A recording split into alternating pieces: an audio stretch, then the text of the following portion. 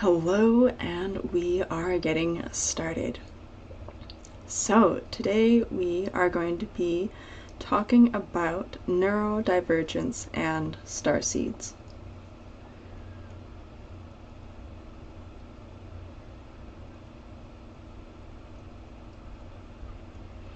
So while I'm just getting the next slides set up, if you're in the chat, you can go ahead and share how your week has been. Well, it's been 2 weeks since we did the last one.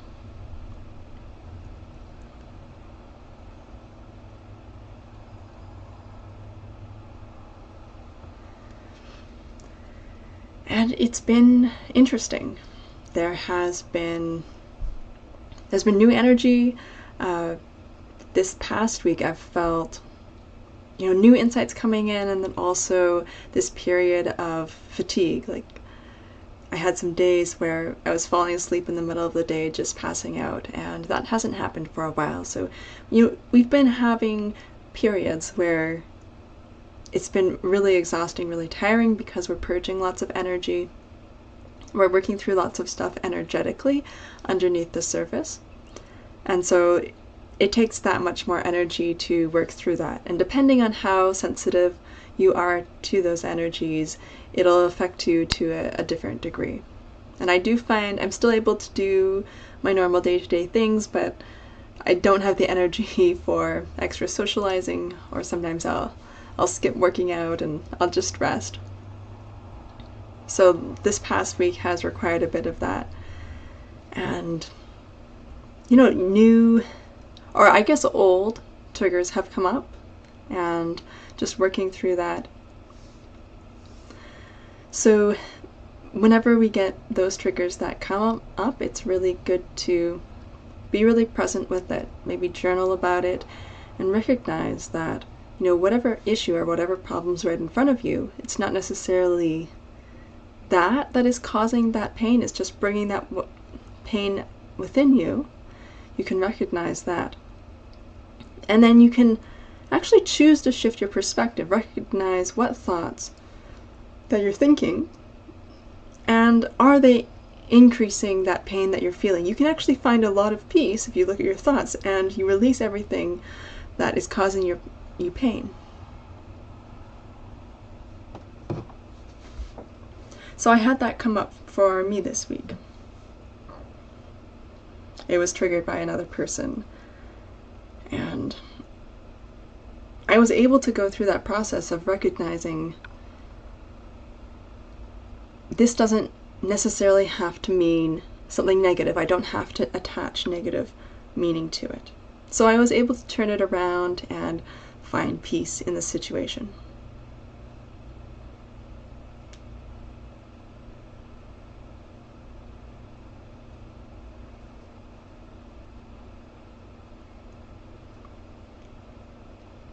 Yeah, thank you for joining, Luminal Mind.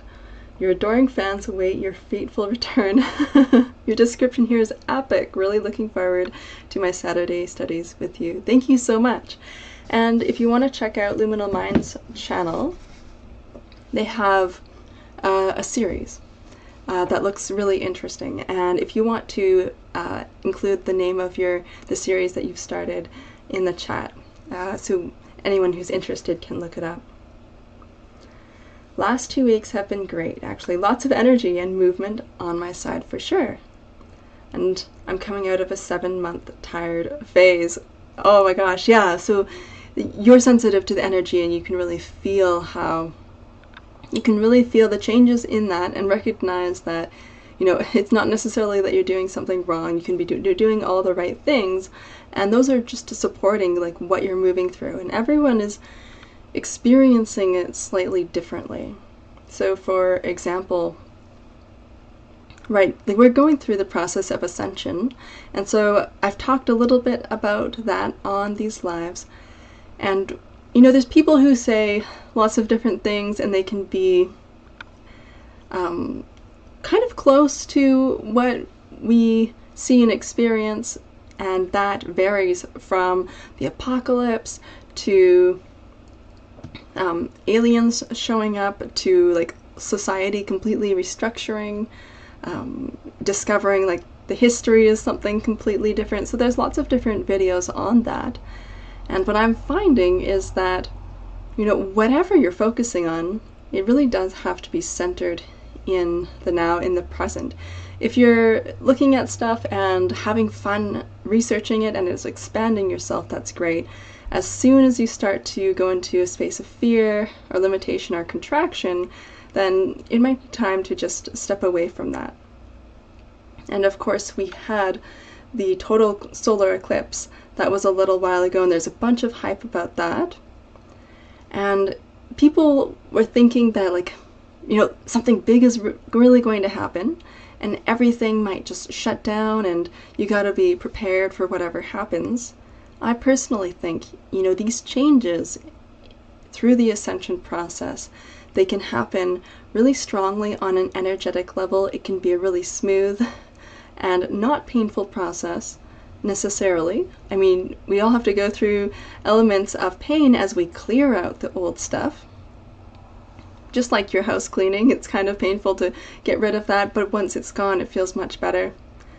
And the significant changes can really happen on an energetic level. It doesn't really have to play out in a really ugly way in the world around you, but I really think that there's going to be lots of information coming out and just this revealing of truth that's coming out. And so in the past couple of weeks, I've seen some of that play out and started to make the connections about how I was taking, you know, the way people were living around me and listening to what they said and thinking I needed to apply that to my own life. And within what's come up in the past couple of weeks, I realized, you know what, I was trying to adapt myself to something that didn't fit me.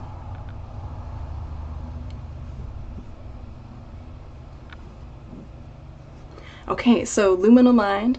If you look up luminal mind attaining spiritual mastery, so there's a whole series and segment there. We still have 50 more pages to read in the set of readings. I'm finally having fun creating again. That's so awesome. And it looks like an amazing topic.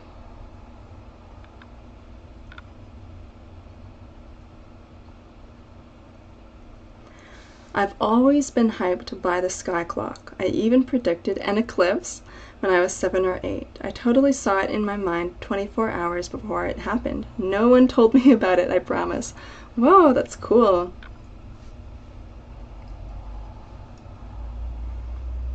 Yeah, so today I wanted to talk about neurodivergence and starseeds, and this is going to have a part 2 because neurodivergence, both topics are quite large.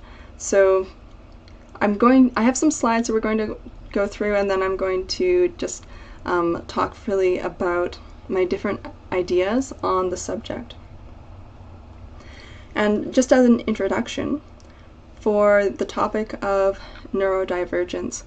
So this really came to my attention in my workplace when a coworker said to me that a lot of people within my workplace are neurodivergent. So I work in tech, I do computer programming, so it's everything related to like IT, to software development and design, to infrastructure. So that infrastructure would be all the systems that need to be in place for the developers to do their job. And maybe I'm not super observant, but once they said, because I didn't notice this before about my workplace, that most people were neurodivergent, but I didn't have a very good or a very strong awareness of neurodivergence to begin with. And that's pretty much the state that we're in, is that most people aren't aware of neurodiversity or neurodivergence. So I think that's another thing that is changing in the world around us, that we're really recognizing the differences of the people around us and within our communities and within our society, and really starting to recognize their strengths and not judging them for their weaknesses, because there is this balance that happens. And we get people who have these traits that exhibit on the extreme ends. So, and we can see this both in neurodivergence and also within the spiritual community. So I use the term starseeds in a general way, and we're going to describe it more later, but you can just think, when I say starseeds, you can think of it as meaning, in this context, someone who is very passionate about their spirituality and has this awareness of, you know, things really aren't right with the world, and I want to do my part to bring light and love to the planet. So you say light and love, and that's a very, like, stereotypical way to say it, but at its essence is that's what we are doing. We're bringing this beautiful infusion of light and love. What does that do? In a state of worry, confusion, chaos, this kind of nihilistic thinking, this love, faith, hope, and optimism, it brings this beauty. It really makes life worth living, and it helps elevate us. And of course, when people really struggle, they're always going to go back to try and find that meaning in life. So starseeds, it's this combination of very strong spirituality and often this strong sensitivity, for example, in terms of spiritual gifts or sensitive to energy, as well, combined with this awakening of this mission and this purpose. So there's not a specific line where someone can say, like, you're a starseed, but you're not a starseed. This is a general concept. And, you know, for example, I was really introduced to the idea of starseeds when I was introduced to, it was the hypnotist, and I'm forgetting her name at the moment, but she did a lot of hypnotist work and talked about the 3 waves of volunteers, Dolores Cannon. So when I was listening to Dolores Cannon and reading some of her books, I was like, wow, this is so interesting, and I was really engaged and interested in the subject, even though at that time I didn't think, well, I don't feel that, like, the term starseed really applies to me. You can use it in a very specific way, but also in a very general way as well.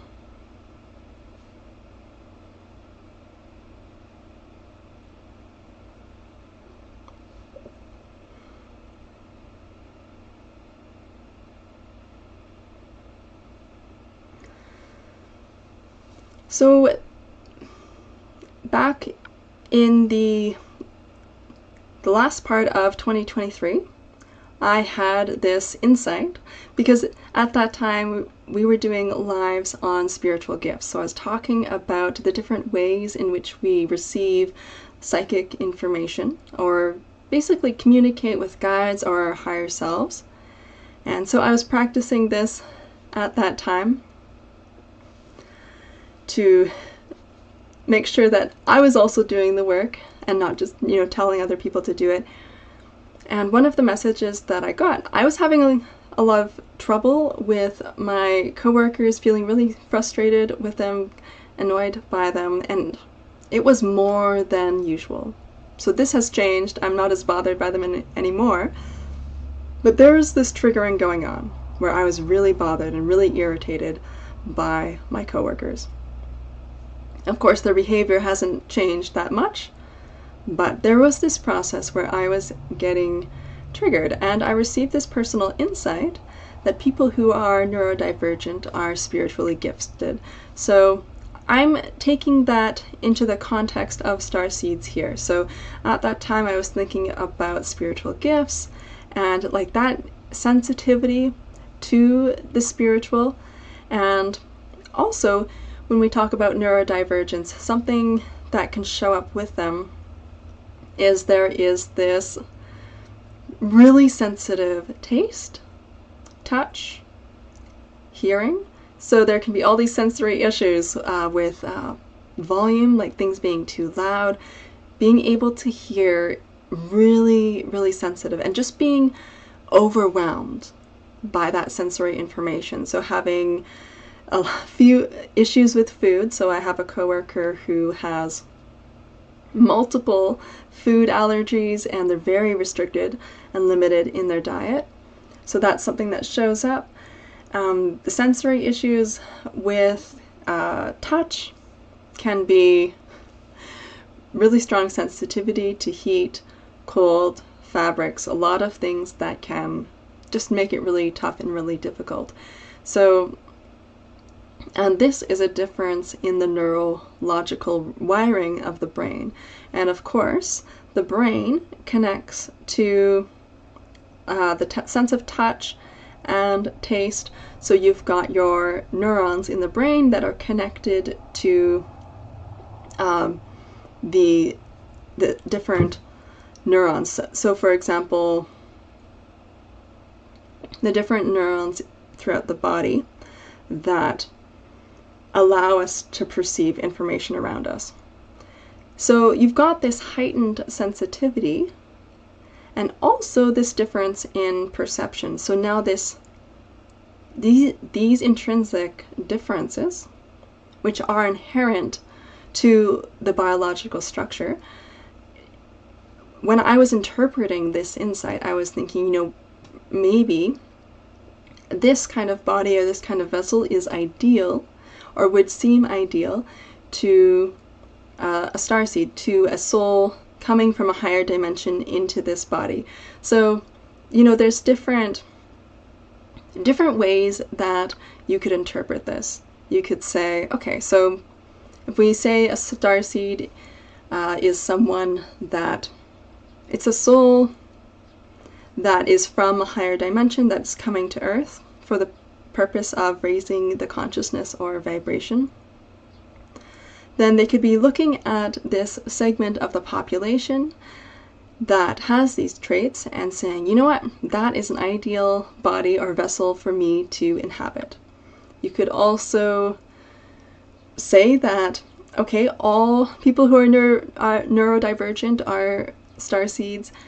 That's another perspective, but it doesn't necessarily mean that that's true, right? So if you have this connection that we're making here, not everyone in both categories are going to, not everyone in one category are also going to fit into another category. So if you imagine like a Venn diagram where you've got a circle of people with neurodivergence and a circle of people as starseeds, the intersection of those two segments of the population are going to have an intersection. So some are going to be neurodivergent, but maybe not starseeds, or maybe they don't have an awareness of a spiritual awareness, which maybe you can say like that doesn't make sense. I guess it's possible. You can have possibly starseeds who aren't neurodivergent, and I suspect that's the case. But I am noticing some similarities between people with neurodivergent traits and starseeds. So it's possible you could be thinking of yourself as a starseed, or just like this person who is very deeply spiritual, and you're very deeply aware of your mission or purpose here on Earth. So you're really living in the physical, but also in the spiritual as well. So my conclusion here with this insight is it's possibly we just have a higher proportion of starseeds who are neurodivergent than the rest of the population.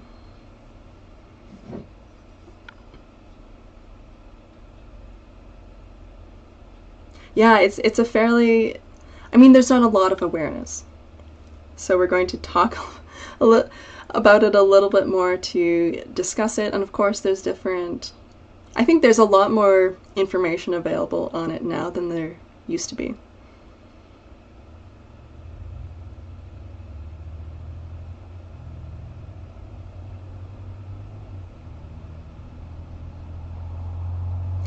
I have an issue with sound. Funny enough, I'm a rock and roll drummer, and I have to work my mind into that environment with spiritual centering.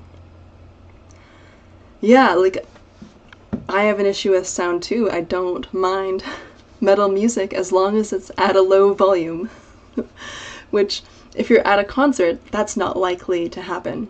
And the loud volume is way too much. And it can get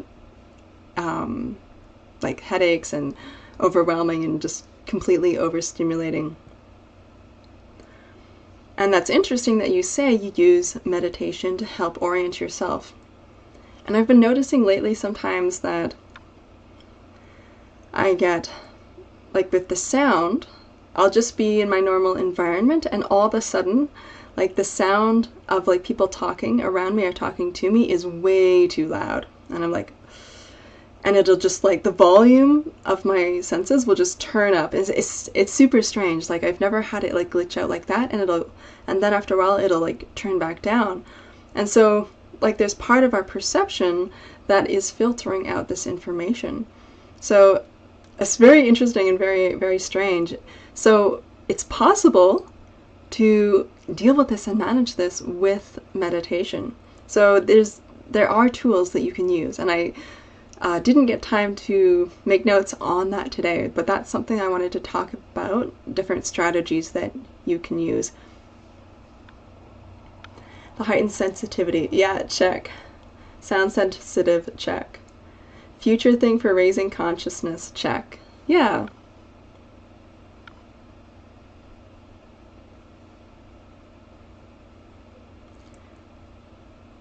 Yeah, regulating them to maximize efficiency and tuning them into your own optimum work frequency. I think that's quite challenging to consciously do, but it's possible. And so here's the thing, is like you can recognize the challenges that you're struggling with and you can kind of work to manage them or deal with them. But then you have to recognize like how much effort are you putting into it and how much are you gaining out of it, and find that balance. So I do have an example like with this sound thing.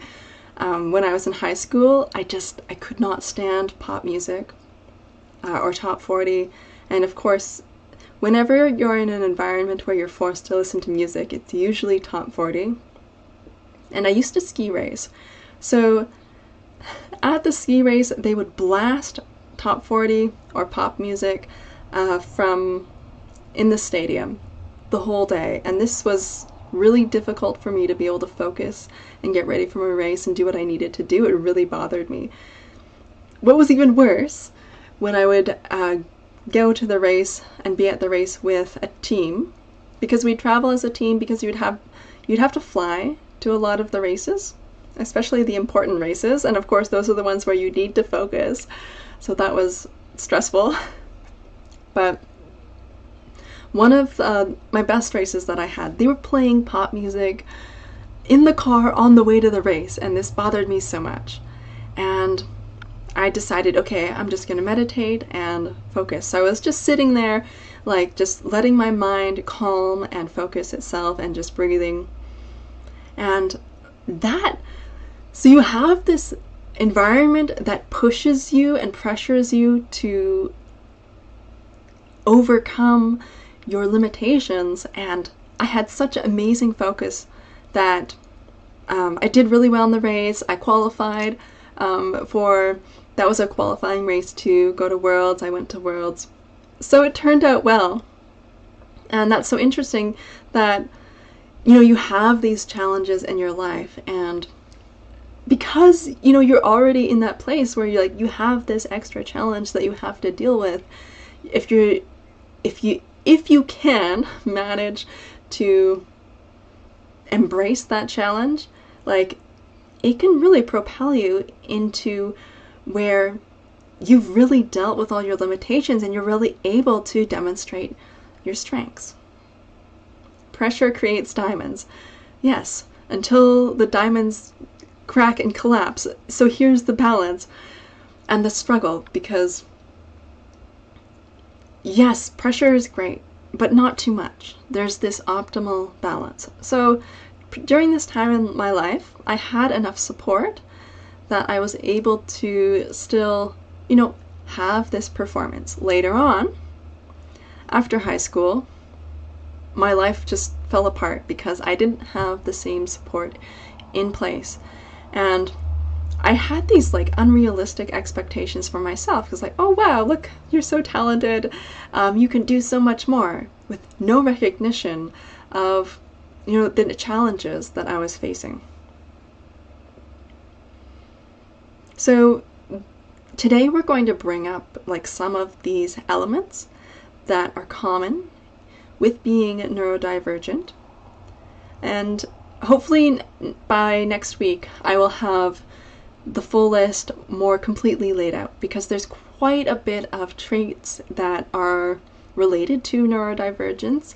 Maybe not all of them are relevant to this discussion, but to have really a balanced and whole conversation, especially one that I want to do like from my perspective as I look back on my life and I start making the connections, like, oh yeah, that makes sense, and that connection makes sense. I'm like, oh wow, I understand why I struggled with that so much, and I didn't realize that this would be easy for other people.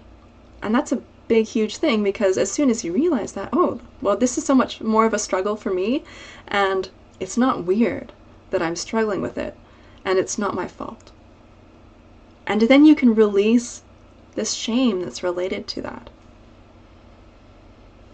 It takes a lot of mental labor, but it yields such incredible personal honesty and growth.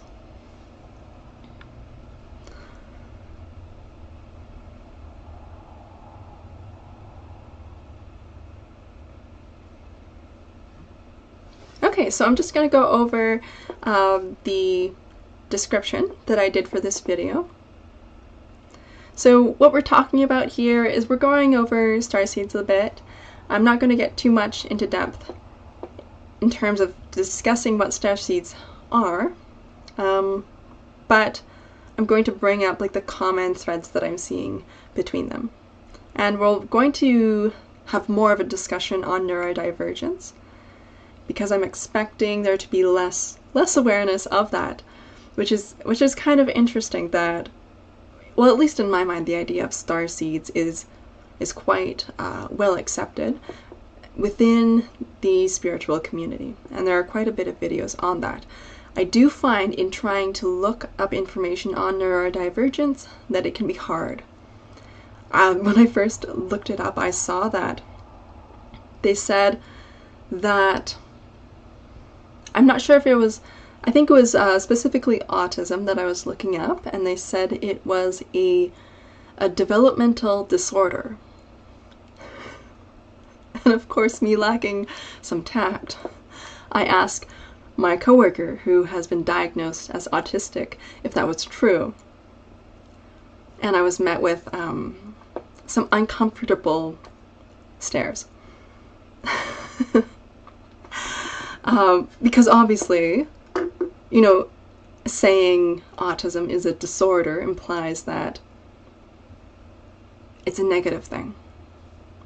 And if you have someone who maybe isn't high functioning, but who is able to function in their life, like they still have quite a bit of struggles with these different areas, but they're still able to function in their life, you know, it's not very nice to say you have a disorder when they recognize that their traits that they have, they're these beautiful aspects of themselves that help them to see the world in a different way, and experience the world in a different way, and have a unique perspective. So, and this is the unfortunate thing, you look up online and you see where it says, you know, autism is a developmental disorder, when it's really a difference in the neurology of the brain. And of course the brain's connected to everything in the body, so it's the whole body is really affected.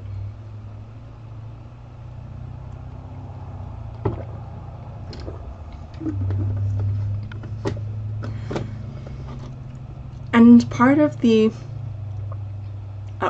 why I wanted to discuss this topic is that, let's say for example, if you're neurodivergent, well, a lot of people who are neurodivergent and they know it, they're probably fairly comfortable in just being that, and if they're not interested in spirituality. But people who are spiritual and consider themselves as starseeds may not know that much about neurodivergence, and they may be neurodivergent as well.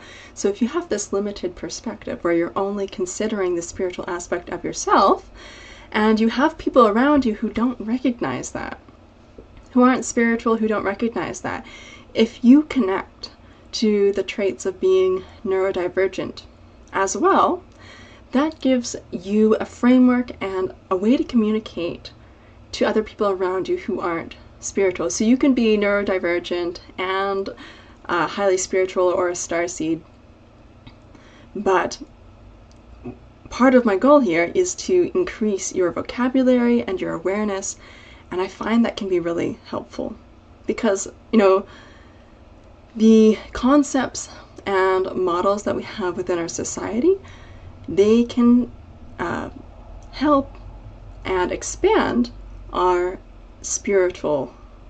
the way we think about spirituality and the way we think about ourselves as spiritual beings. So I see it as integrating like the spiritual and the physical. And so when I talk about the physical in this context, I'm also referring to these mental models or structures that we see the world around us in. And we recognize that people do see the world quite differently. But adding this nuance to it can help us, well, first of all, understand ourselves and others better, but also if it helps you to help get accommodations, have justification to give yourself more compassion, more help. I can help myself more and adjust the things that I'm doing, adjust expectations, and realize, this kind of work or this kind of job isn't going to work for me the way it is, and I can make certain modifications like that. And so we'll talk about more of that later on. So the issue is that people with neurodivergence often struggle to adapt to this society, and I see this as a common complaint from people who identify as starseeds as well. This world isn't built for them. But what kind of world would be built for them? And feeling like aliens on this planet is a sentiment commonly shared between starseeds and neurodivergent people. So neurodivergent means autism, Asperger's, ADHD. So those are the ones that I hear about most commonly. So you've got these various different traits that show up in different ways, especially in nuanced ways. And so when I say neurodivergent, what I'm saying is you don't have to be officially diagnosed to recognize these traits and, use these ideas to help yourself.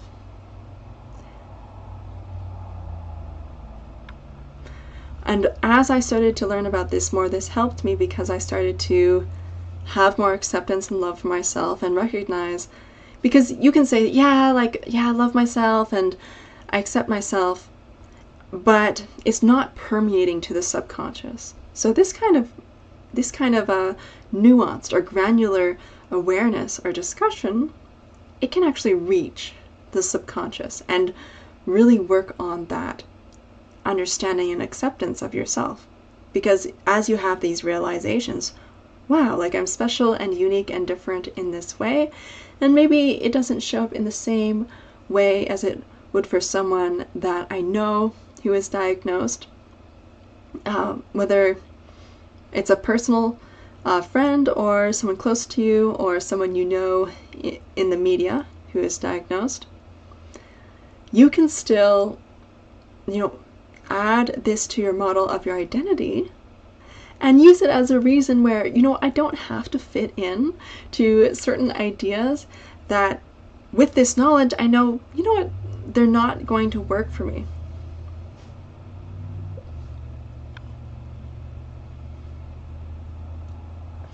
Starseeds are said to be souls that lack previous experience on Earth. And so that's one thing that I've heard. Of course, this definition of starseeds it is going to be flexible. And they have a hard time adapting. Traits that have been looked down upon and disregarded could be our saving grace as we enter into a new age. So, I mean, that's a profound statement when you think about all the tech jobs that are coming up and this booming industry, and how within my workplace, these people, they are really good at these kind of jobs. So when we talk about the terms of neurodivergence and starseeds, one term does not replace or invalidate the other, but rather adds context to our understanding of who we are, our gifts, and our purpose. We can spend years tied up trying to chase things that don't resonate with who we are. So I want to discuss how, we can free ourselves from narratives about who we should be and how we should fit into this world and experience, and also recognize the tools and accommodations we could use to help us navigate the world we live in. And if you make your life easier, like the physical life that you're experiencing easier, it makes it easier to fulfill your soul's purpose. I mean, that's the practical reality of that. When we talk about neurodivergence, a lot of the struggles, they center around these cognitive functioning and basic day-to-day tasks, which can really be a struggle.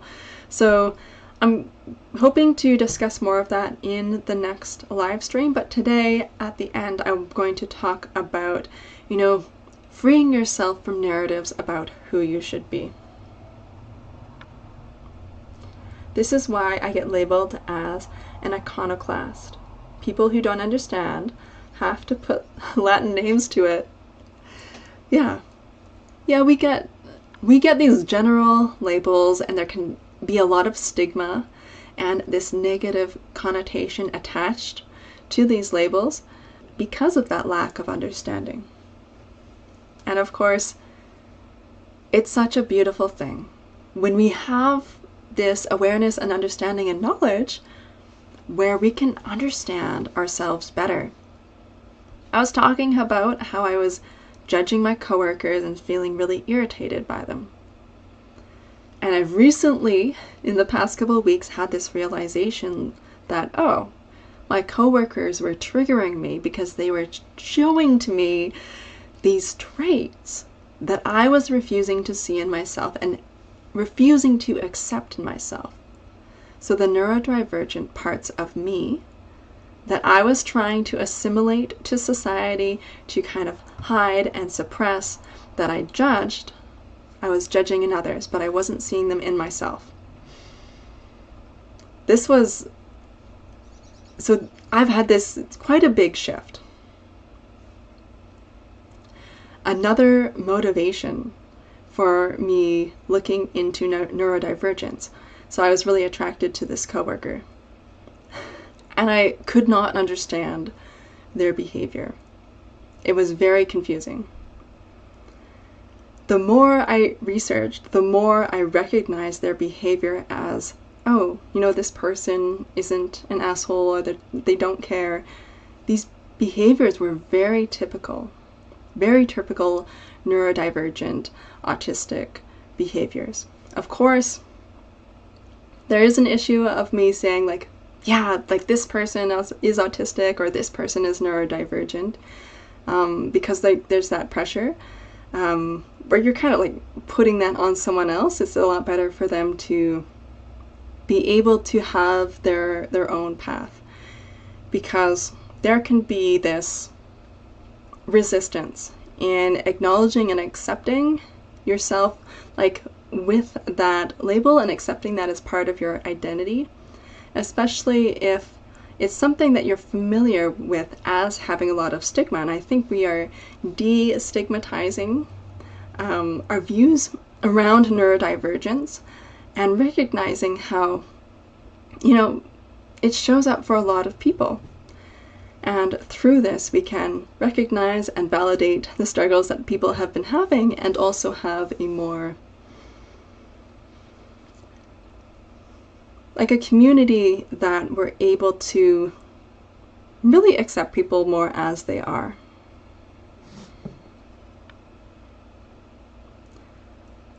Lazy life, lazy mind. Growth takes intense focus and direction. When you hit the slopes, did you take a lazy approach? No, you busted yourself up. So is internal growth.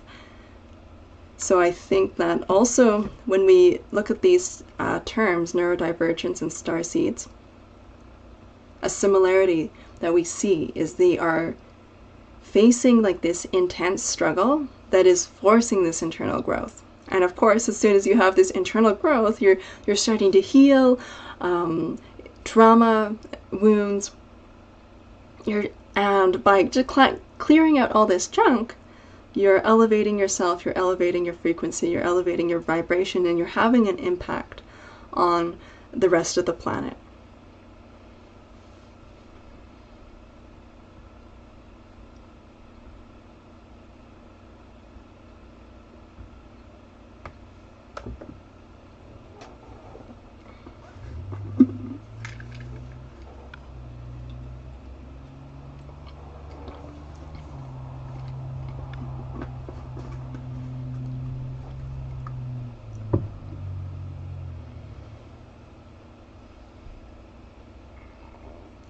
Okay, so we've talked a lot about what's on this slide. You know, this recognition of neurodivergence allows for greater understanding and acceptance of self and others. And if you start to go through this process, where you start to see yourself within these traits, you're no longer trying to force yourself to be someone that you're not. So I'm going to give an example with this channel. So when I look inside myself and my motivations for starting this channel, part of it was I was struggling and I wanted to share and talk about what I was struggling with, because it's lonely when you're just by yourself, and I didn't have people who I could really share with and they would understand, and I was frustrated because I didn't want to listen to people say like that they didn't understand, but they would like say things that indicated they didn't understand. I'd be like, no, that's not it, and feel frustrated. So at least with YouTube, if you're making a video, you're just talking and no one can come up with these examples that are like, no, that's not it, and there can be this lack of understanding. You can just say what you want to say and get it out there. But it's nice too, because what you say and the videos you make attracts people with a similar experience, and then you can share with the experience, so that's nice. But another motivation, so a more conscious motivation for starting this channel, was I was interested in love and money. Why was I interested in love and money? Let's think about that. Because it was a struggle. Relationships, dating was a struggle. Now, of course, you know, maybe if you're a guy, you can say like, you know, that's how it is for guys. But as a beautiful young woman, I was thinking like, why is it such a struggle? And of course you think like, it shouldn't be a struggle. Here's the thing. We bring neurodivergence into the picture. And you have someone who is trying to relate to people who really don't understand them. So I'd be like, that guy's boring. He's so boring. I mean, he's so good looking, but he's so boring. So that's how it come across for me. And I would try to interact with these men, and there would be a lot of like disconnection and blank stares, kind of feeling like I'm weird. I was a little weird, for sure. And then, so there's the dating aspect, and then there's the money aspect. So I had this expectation, I did really well in school, and you think, you're going to the moon, like, look at how much you can achieve. However, after high school, that's really when a lot of issues started to show up and kick in that I'm recognizing now as they can be indicators of this neurodivergence that were showing up. So depression, anxiety, quite common among people who are autistic, neurodivergent. So I'm going to continue to use the I'm going to use the term neurodivergence as a blanket term, because like there are nuances between like autism and ADHD, which I'm not super familiar with. So I'm going to use this this blanket term. So I feel like I didn't have the financial success that I expected and that I wanted, that I thought that I should have. I did not have the success in dating that I thought I should have as well, and it seemed way harder than it needed to be. Or at least than it seemed like for everyone else, right? So I had this intense drive, and so much work went into what I was trying to do, but I really did not get the results that I was expecting.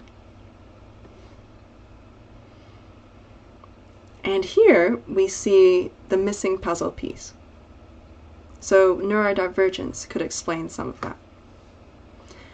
Okay, back to the original point. No longer trying to force yourself to be someone that you're not. Okay, in terms of the motivation for this channel, I was watching Mina Irfan on the Universe Guru, who has points that are great, that I think are wonderful and amazing. She sells all these courses, fantastic, wonderful. They're very expensive. And she encourages other people to create courses as well. Some of the things she says, you have to like wear makeup and dress up nice. Of course, it's good to do that, and it's extra work, and I'm like, I don't really want to, but it is nice. It is nice to do that.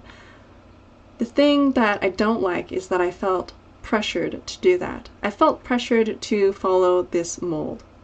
Now, this specific person, she is, before her YouTube channel, she was making like a couple $100,000 a year in real estate.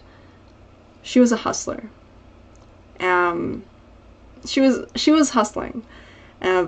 Good at like presentation, good at sales, something like that I really dislike, which I think is similar within the spiritual community, where there's this hustle culture where you have to sell yourself, and you just might not have the brain for selling yourself, and that's okay. What happened in the past couple weeks is she does these live events, and one of the most recent one, a lot of people weren't happy with it. They weren't okay with the value that was delivered. Of course, everything's expensive, right? And so there were some reviews online that were not flattering. And the surprising part was that like her team started to get very, very aggressive, starting to send emails about like how they're going to sue, and it was nasty. And yeah, people who had spent a lot of money and who are loyal customers were so upset and so unhappy that one of them even said like she has a looming PR disaster because of what's going on here. So this was really helpful for me, because I realized that, I'm trying to emulate this person who is not perfect and who isn't someone that I want to be. So I felt like I needed to create these courses and sell them at a high price, because that's what she was saying to do, but I never felt comfortable doing that. And so I started working on a course, but I never felt comfortable selling it at a high price. I thought, well, why don't you just sell it for something that's reasonable? Because a lot of these concepts, they are very esoteric. So in a sense, like sometimes it's good to present them as entertainment, right? To not get too overwhelmed with and kind of sucked into this kind of miasma of ideas and perceptions, because you can get lost in that quite quickly. So trying to like push these kind of things in such an intense way, and when there's like lots of money involved, and like, so this helped me to see that, you know what, I was trying to emulate someone that I'm not, and it's okay. If I don't want to be here, I don't want to live her life, I don't have to do everything that she is like saying that you should be doing. And that's the thing, is that if you are too pressured outside of what you feel comfortable, because for me this started to present an ethical issue that made me uncomfortable, right? So I'm very concerned about the ethics of charging a lot of money for spiritual courses, as in something where it's hard to find, like, quantify qualifications. But by being in alignment with yourself, it actually helps you to not get into the messes that other people get into, because you have that awareness and you see like, oh, that's not great, and so you can listen to yourself and be comfortable in yourself. That's the whole point of that whole long story. I can sell myself short. Yeah, I think that's very common, and it's okay. You don't have to be like a hustler, this huge salesman. You can be authentic to yourself. Yes, you can get better at it, but you don't need to go outside of your comfort zone of what you think is ethical and fair. It's being able to stick to your values that's really important.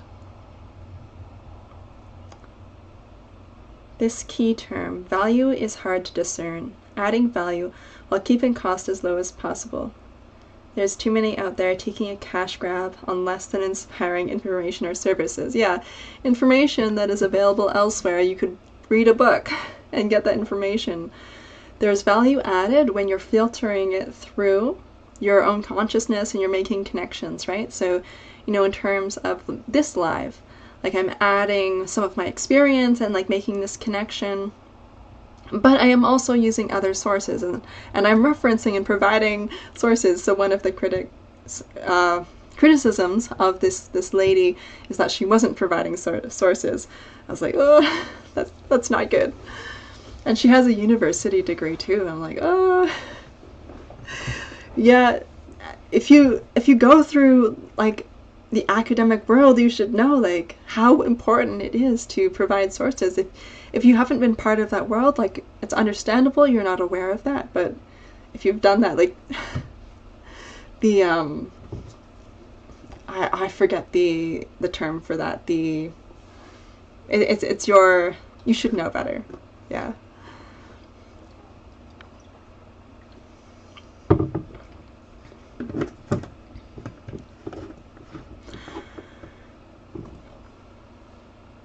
Don't let your education hinder your growth. Oh, you know, another person that comes up on this topic is Jay Shetty. I've brought him up before, and we talked about him in this series on creation templates. And I forget which one it was. It was one of the later ones where I brought it up.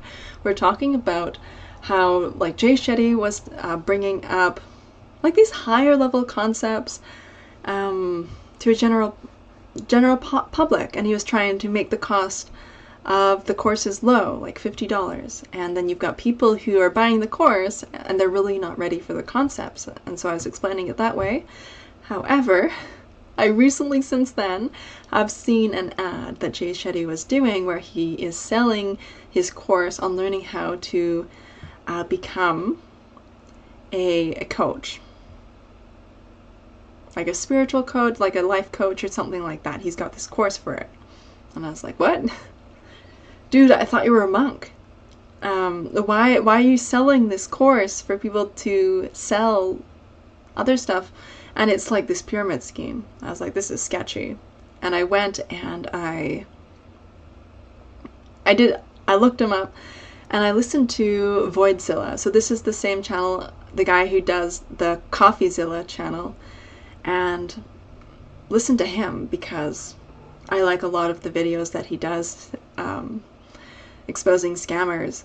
And he interviewed someone who did a journalistic article or piece on Jay Shetty, and who went and contacted the different colleges that this course was supposedly affiliated with, and none of it was true. So at the time when I was mentioning Jay Shetty, I didn't know this information, but apparently he's falling into this list of hustlers. And we can say scammers, like if there's outright lies that are happening here, yes, scammers would be appropriate, but I think this is less than like a spiritual guru. He's more like a salesperson.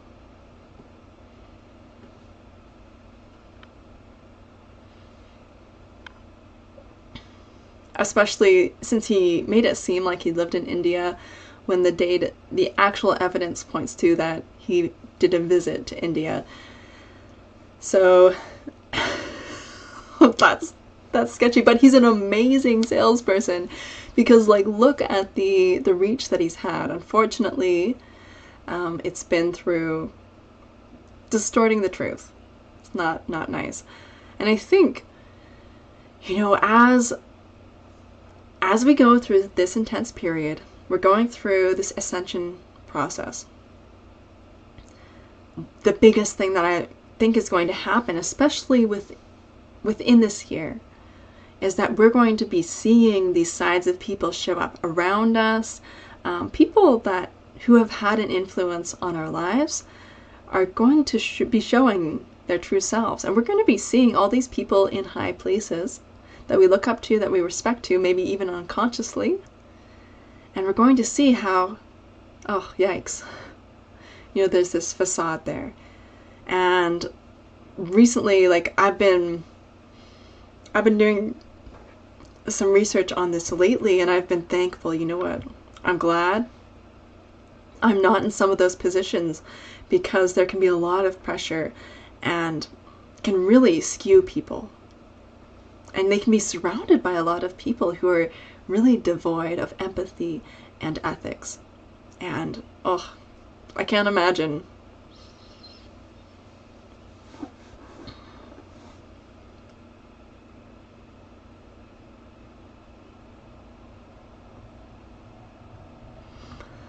Okay, back to the relevance of neurodivergence. Okay, so one important aspect of it is getting professional accommodations, or giving yourself personal accommodation that just allows yourself an easier time, and you should. If that's going to help you, like, it's worthwhile seeking help. I had a friend who was in my class in university, so a computer programmer. And while we were friends, while we were both in school, he got diagnosed as autistic. And you know what's interesting is that he told me how he was telling the person he was working with about me, and how they were saying, like, wow, your friend sounds really autistic, referring to me. And like, he told me that, I was like, oh, okay. And I was like, well, you seem normal, like, to me. And he was like, maybe because you think the same way as I do. But then, of course, after that, I kind of got the sense that I had the idea in my mind that maybe he was saying that because he wanted to have this justification, kind of paint this picture of like, oh, we should date each other, when I didn't want to date him. And so I thought maybe, like, well, maybe I'm not autistic. So I shut that out of my mind, because I'm like, no. But I came back around to it working in the job that I'm working and being around people who forced me to see, these aspects of myself where I had all this judgment and I had to come to terms with it and develop acceptance. Like, oh, there's all these aspects of myself that are okay.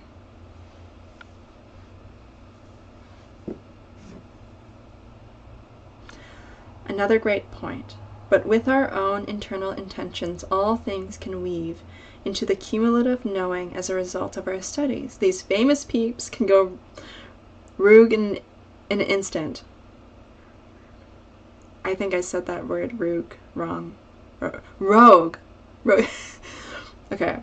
These famous peeps can go rogue in an instant. I'm loving this lab. Awesome. Even though it's like not focused on at all. It's just going all over the place.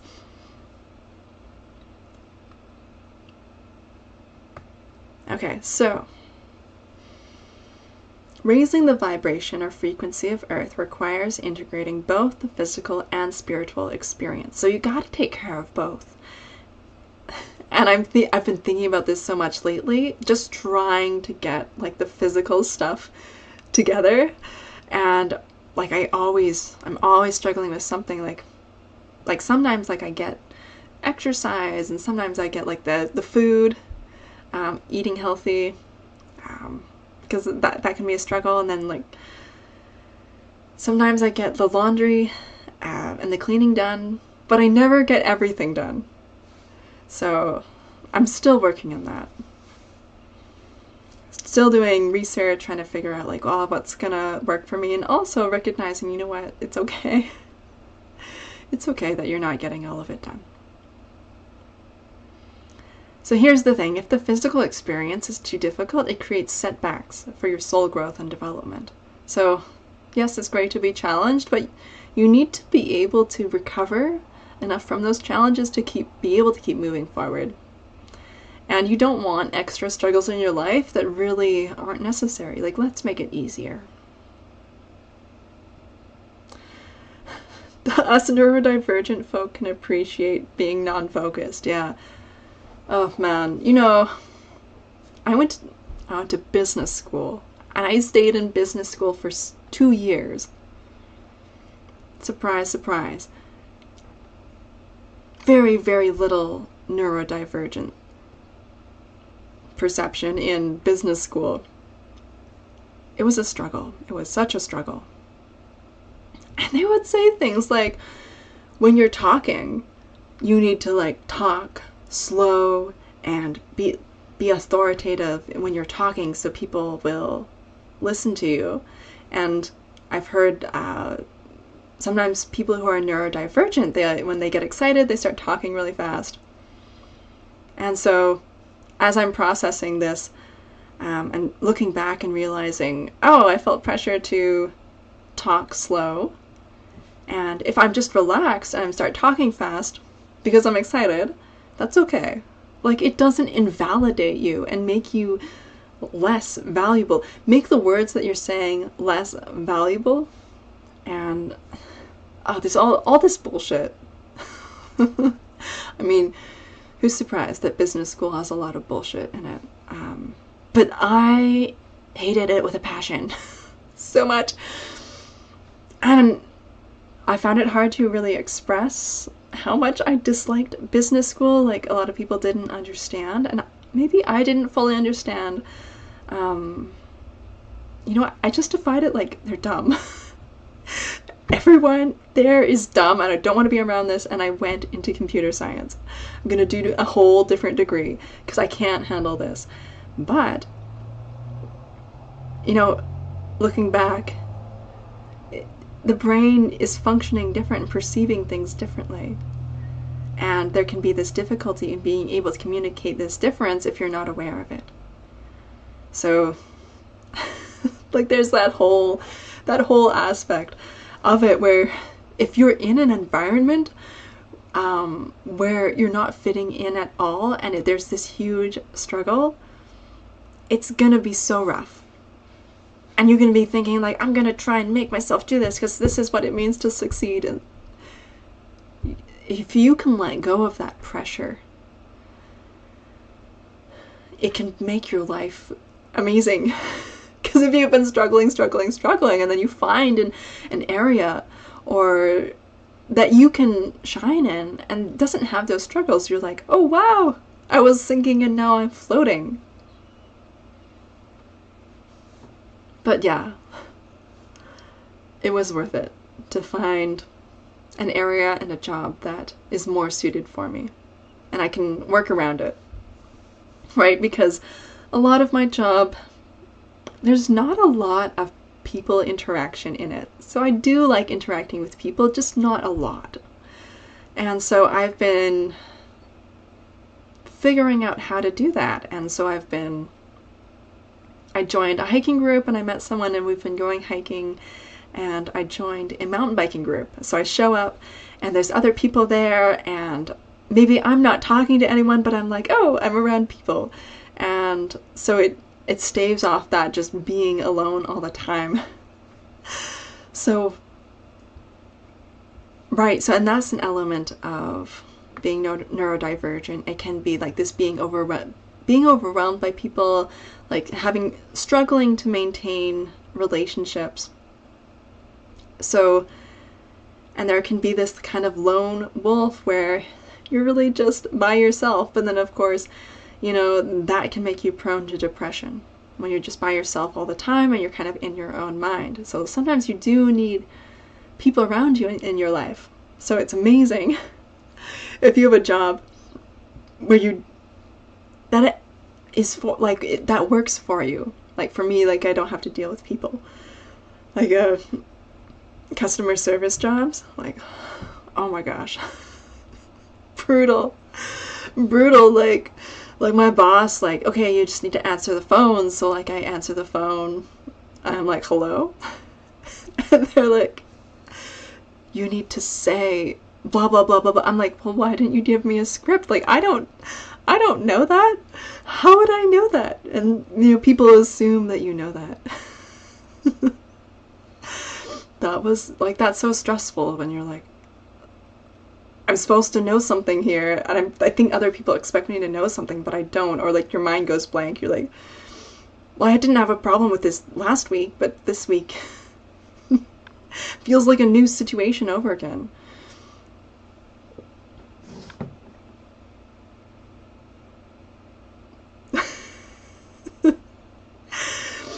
Oh, yeah, you can be rude and like just tell people to be quiet and let you talk. Or, because if you have differences in processing, like you're talking to someone and they don't understand what you're saying, and in my mind, I've always been like, oh, they're dumb. They're not necessarily dumb. They see the world differently. For me, like saying someone was dumb was like the ultimate insult. Like, oh. But if you don't understand these differences, that makes your life difficult. It makes your life limited, right? Because you tend to avoid every circumstance where it's like, ugh, no, I can't deal with that. It's too much. So, yeah, recognize what you're comfortable with, but also this kind of awareness is like, the more you develop it, like you can develop more empathy, you can develop more awareness in terms of social skills. There's a channel that's really good, Autism from the Inside, and so he has specific courses about emotional intelligence and emotional awareness from an autistic perspective, which is amazing. Another thing that comes up is like therapy. If you're neurodivergent and you don't know that you're neurodivergent, the therapist doesn't know, they have no awareness of it, and you're trying to solve problems, it can be like the most frustrating experience ever, because what would work for other people aren't going to work for you. Slowing my speech for the convenience of others will not allow the flowing cognitive thought flow that defines you. Yeah. And like there's also the concept of masking, where you're like hiding your personality, and that's, yeah, I mean, like you have to be authentic about who you are, or it like fractures you. And I've been learning about celebrities or people who have jobs in the entertainment industry where they become fractured because, well, they're also kind of abused, but they become fractured because there's such intense pressure for them to act a certain way and put on a show that they're not able to be authentically themselves. So it creates so many issues like that. Those are extreme cases of that, what I was looking at. But you have to be whole as a person, you have to integrate like these parts of yourself. So there's this balance of, do I struggle to fit into this social expectation, or do I be fully and authentically myself? And if you're fully and authentically yourself, for example, you know, the behaviors that come up, for example, like stimming, or like really socially unacceptable behaviors. Not that stimming is necessarily socially unacceptable, but like the way you talk and the way you act just puts people off, and they're like, ugh, what's wrong with this person? Like, there's this balance.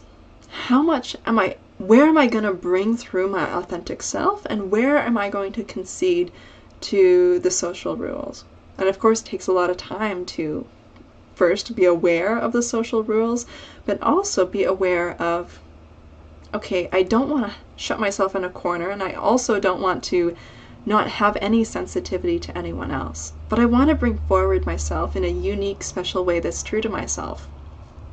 So for example, like with small talk, if I'm in a good mood, I can handle hello, how are you? If I'm in a bad mood, don't say that to me. Don't say that bullshit to me.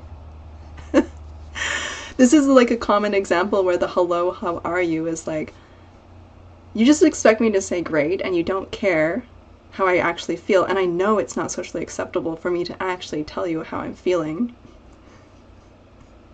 And I'm so upset because in that moment, I feel like, yes, you want to hear what I'm feeling, and then I have another moment where I realize, like, no, you don't.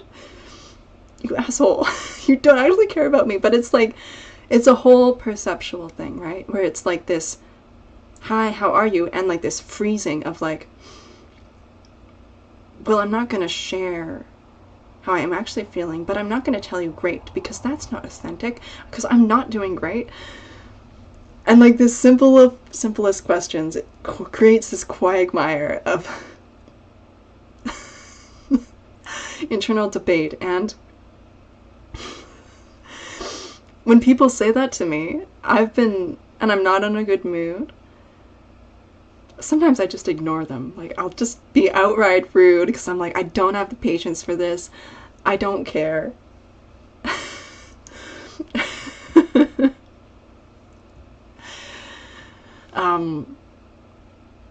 Yeah, sometimes, yeah, I'm deliberately rude in the situations where I can get away with it, where it's like I'm not gonna lose my job over it. And I'm more comfortable now because a lot of my social interaction comes from my job, even though there's not that much in it. That just shows how little social interaction I do. But thank goodness for the people who do have the jobs with social interaction, a lot of it, because I couldn't do it. Like, I'm friends with someone who is in the part of the company that deals with customers, and I'm like, whoa, you have social skills, like,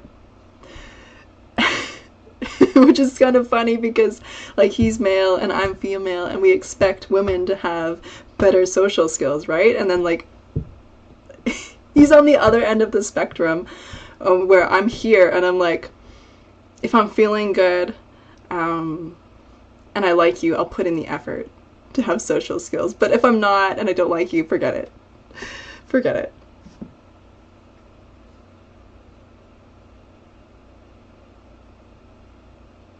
I get to deal with hundreds of alphas on a daily 24/7 basis. The gift of mental numbing is priceless. Yeah, like before I learned about neurodivergence, I was researching the personality types.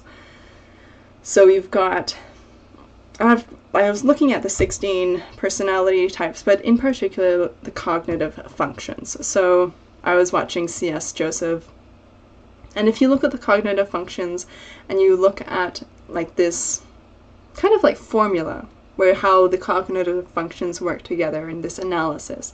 So it's not just like taking a quiz and looking at this profile on the website, like, oh, like this is, you have these 4 letters and this means this, like that's, yeah, of course that's not accurate. But so the most of the population is in the SJ. And of course, so that's how I was processing and understanding the world around me, is that like, okay, so most people are here, and then like there's this much narrower segment of people that I'm in that are here who tend to be like the programmers and engineers, and they tend to think a different way and tend to be like quirky and different and weird, and tended to be people that I was able to engage with and connect with a lot easier. So this is interesting because earlier in my life I'd been around athletes primarily because I was an athlete. I did not fit in there, and I saw very strongly the difference in the neurotypes. The difference in like how people process information and how they socialize, and just how much I did not fit in there. Like, I don't even know what their perception of me was, but I would get people who would make an effort to include me or be around me once, maybe a couple times, and then not again.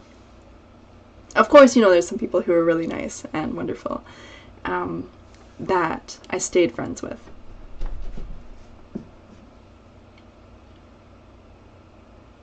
It fractures you to be less than authentic. Yeah. And it's when you have really intense pressure, right? It's going to create really intense pressure where you cannot survive if you're fully and authentically yourself. So you have to fracture yourself. Right? 1984, I think, I vaguely remember it. I can't remember if it was that book or another one, where it was describing this society where, maybe it was another book, you have to hide the true self, part of yourself, and present a different self to survive in that society.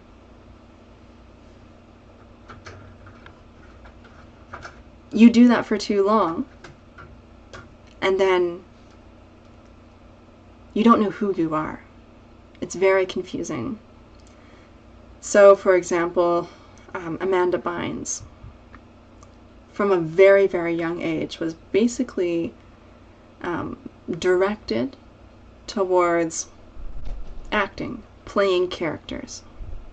And even to this day, she still doesn't have a strong sense of who she is, and is not able to connect to a true sense of self. All she knows is playing characters. A lot of mental health issues there, and a lot of issues in general. Again, that's an example where there's been like outright abuse, and it's shown up very visibly. We don't know everything that's happened yet. I think we will find out like more of these kind of things.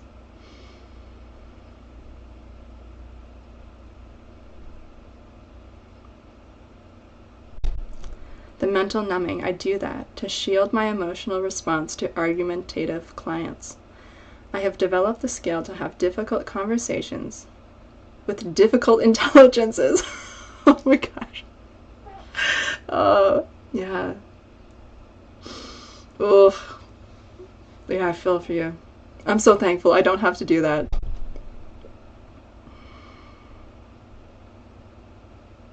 It's not rude, it's assertive.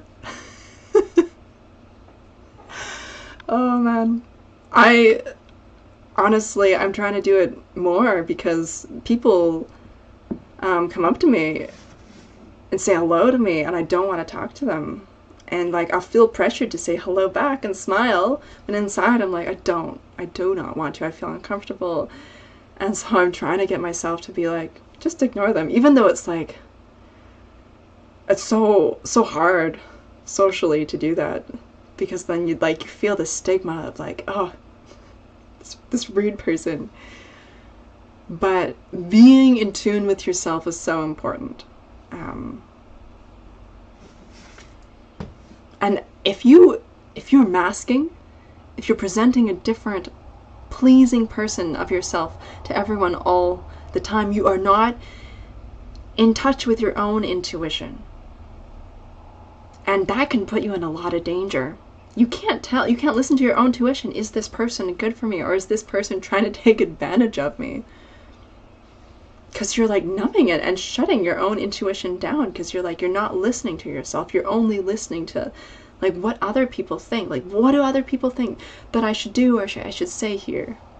And there's this hypersensitivity to other people, and you're like numbing that sensitivity to yourself. Empaths recognize who is getting the message. We can alter speech patterns on the fly as long as we have the full attention of the listener. You are speaking my language. I work high call volume call center. Oh man, it's one long argumentative, assertive exercise in convincing the client they are wrong. That's hard. Misunderstood, and I'm here to fix it, yeah. Because if you're in that situation, you're dealing with people with that difference in perception all the time, and you will see right away, like they're missing the boat, like they don't understand that they're missing details, like, and you'll see the details right away, and that's so frustrating, right? Yeah. Fracture is the perfect word. A slow break in the confidence disrupts the entire ability to communicate our true selves. Yeah. And that's like social programming, right? Fracture is also a great movie.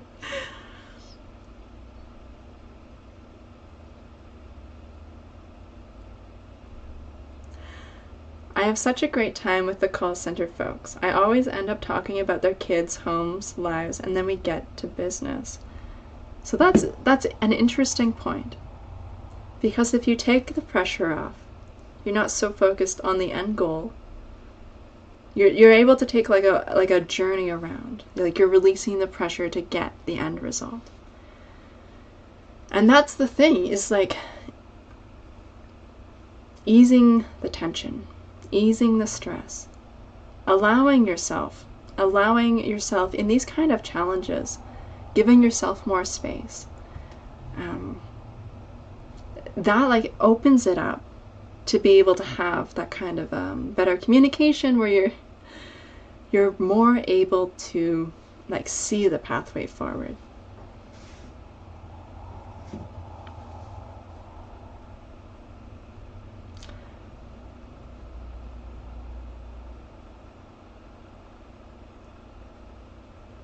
You are my folk heroes. The crap people give you over dumb things, they usually messed, yeah.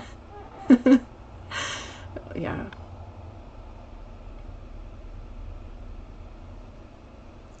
Everything you are sharing here is exactly my experience, never fitting in, but being a chameleon, we can adapt to any number of interesting social orientations. Yeah. And it's so easy to get angry and mad at other people, angry and mad at yourself, when you don't realize, like, oh, you know what, I'm expecting this to go easy, and because I see it being easy for other people, and then it's not, and oh, it's so frustrating. So something I've been thinking about lately is that I've had this expectation to date this certain profile of men, and it has never worked out, and I felt like I failed at that, like, oh, I must not be pretty enough or whatever, even though like that's not true. Like, I know now that it's not true. but I felt bad about myself. I'm like, ah, something must be wrong with me if I'm not able to like date someone like the kind of person that I'm expected to date. Like that other people say, like, oh yeah, like this kind of person would be good for you. And so, like, I've always been like, I see someone that's like athletic and handsome, and I've been like, oh yeah, like I'd like to date that kind of person, and like what can I do to make that happen? And there's this pressure on myself. And then recently I've realized, oh wait, no, like I recognize certain traits that, like, you know what, I would not be able to get along with that person.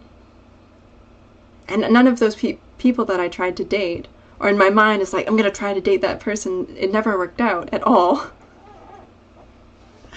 And I was like, well, why did they choose the partners that they have? And it makes sense now. Like, oh, they can like relate to each other. It's such a simple thing. But it's like, because these guys, like, trying to have a conversation with them is like, it's hard. But like, releasing that pressure and expectation makes such a difference. Like, when it does, they're not bad, you're not bad. And realizing that, because people get stuck in this, they're like, yeah, I need to date this person who like looks a certain way and has this much money and all of this, and you're trying to fit yourself into something that you can end up trying to fit yourself into something that just does not work for you at all.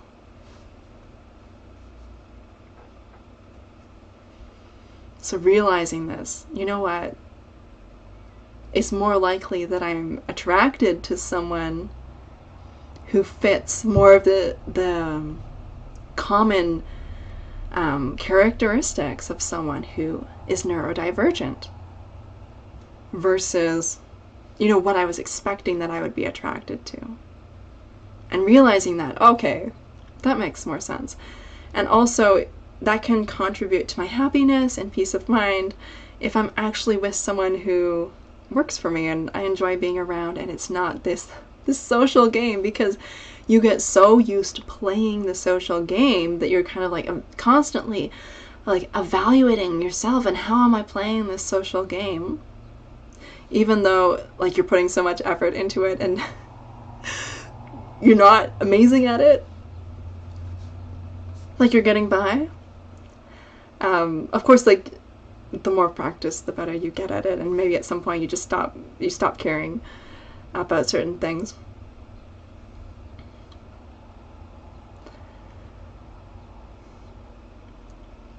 But you can have just like such a better life if you recognize that I don't need to try and make relationships, jobs, or situations work for me. I have this attachment to like, that's what's successful, that's what I need to do, that's what I need to do to be happy, when it could be the opposite.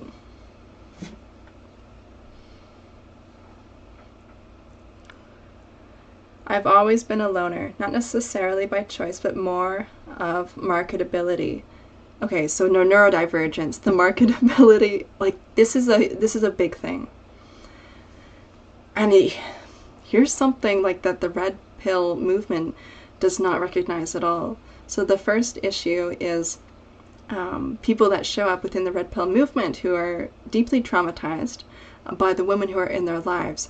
So people with personality disorders, I'm not sure, like in my mind, I'm not sure if it's like narcissistic personality disorder or psychopath or sociopath. I think it might be the narcissistic personality disorder, make up 5% of the population, irrespective of gender. So, you know, you've got people who are deeply traumatized by other people who are psychopathic, who are sociopathic, who like have a personality disorder, who are struggling in their own right because they're causing chaos and damage to other people. And then the other aspect of that is the aspect of neurodivergence, right? Like that's, I've never heard that talked in the red pill space. Like, yeah, like, it's so important to have self-acceptance and, like, not trying to fit yourself into something that doesn't work for you. And this misunderstanding, the communication issue, like, the expression and people misunderstanding you, and this social struggle, a lot of it's very common within neurodivergence. And so just awareness of these kind of things. If you have that language and there is a general awareness, then there's a way that you can bring awareness to that within your relationships with people, where people can recognize, like, oh, you're not just an asshole, you're perceiving the world differently, and this is why you do this. And some people aren't going to care, but so, you know, lots of strong emotions, because it's like, this isn't working. But what's really the issue here? Yeah, of course, like, society isn't geared the best. We're doing the best we can with it. And the great thing is that we do have platforms where we can come together and discuss it and talk about it and really shed light on our own lives and release, like, that struggle and frustration and expectation, because you get this thing where, like, the expectation is so strong for you to be able to do really well in these different areas, and you don't have the inherent skills to be able to do it. It's like being a beginner level and trying to play Beethoven. Yeah, people who are really good naturally, they can figure out easy. But lots of people don't have, like, that that path in their head from, like, A to B, so they're like, they need the steps along the way. So, and it's nice to see, you know, like, there's people like the creator from Autism from the Inside who struggled a lot, and they're producing courses that they're providing, you know, value to other people, which is changing people's lives, and it's not crazy expensive.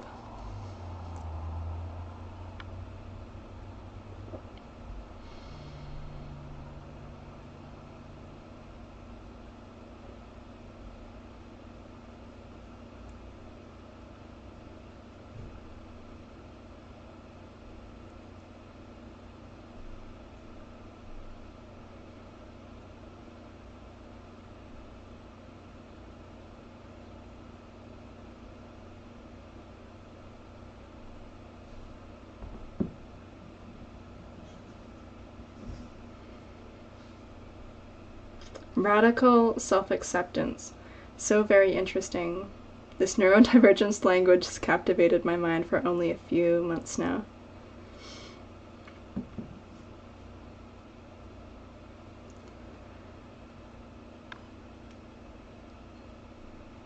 Okay, I didn't intend for today to be super long, but just got excited about the topic.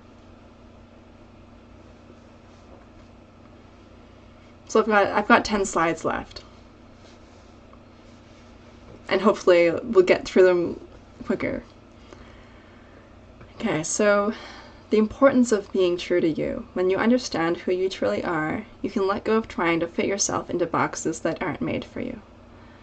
Yeah, so you've got people with neurodivergence who have different brain wiring. Some things are much easier, and a lot of things are much, much harder. So developing this awareness allows you to release social expectations. And I mentioned earlier about conforming to this online spiritual community with this big deal about, like, making courses and selling them and sell. And there's a lot of people doing that now, so you're not going to get the same traction as before. So I think, you know, just being authentic is that much more important now. Like, showing up and being who you are, and, you know, like, yeah, this is great to be able to be here and be part of this community and share this experience.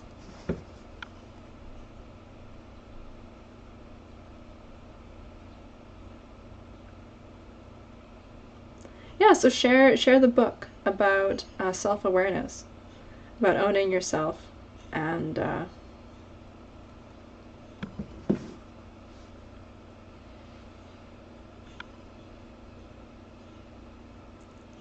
okay, so I have some slides on what are starseeds and a little bit of slides on neurodivergence, and then we'll get more into it next week. Okay, so this is a video, Are You a Starseed? And it's by The Alchemist, and I'll have the sources in the link below. So starseeds are a modern name for angels. So our awareness of what certain words mean has shifted. So this creator is talking about how when we say starseeds, what we used to understand as angels has shifted into this modern word. So our modern word of starseeds, it has that element of what we used to understand as being angels. Residents of higher dimensions that incarnates as a human. They have a very strong mission to raise the collective consciousness and heal the earth. So they said one indicator, and the most obvious indicator that you are a starseed, is that you have this very strong mission to raise the collective consciousness and heal the earth. You deeply care about human suffering, and you're attuned to the pain of the human experience. So you're going to be experiencing the pain of the human experience in a very personal way in your own life, and you're able to empathize with others. So part of your mission can be exploring, that particular aspect of your life and what the kind of pain that you're experiencing.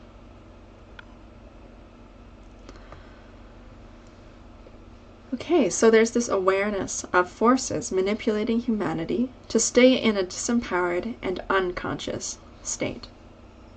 So starseeds are from other dimensions, and they're assisting future timelines. And of course, the starseeds become a human and forget everything, so everyone's in the same boat. So there's no definitive way to know you're a starseed except through your own internal conviction. Starseeds are helping awaken humanity out of trauma-based mind control and poverty consciousness. So this week I was really interested in celebrities and psychics channeling how they have been used as basically subjects of trauma-based mind control. I found that really, really interesting because I had questions about that. So that answered some of those questions. It's very, very dark. Very dark. Of course, we knew Hollywood was dark, but I didn't know specifics.